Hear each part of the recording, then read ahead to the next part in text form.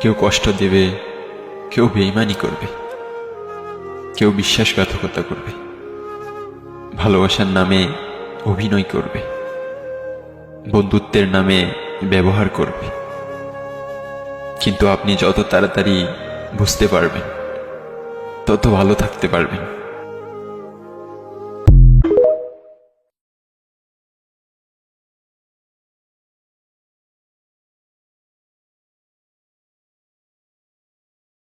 পথে কেউ কষ্ট দেবে, কেউ বেঈমানি করবে, কেউ বিশ্বাসঘাতকতা করবে, ভালোবাসার নামে অভিনয় করবে, বন্ধুত্বের নামে ব্যবহার করবে।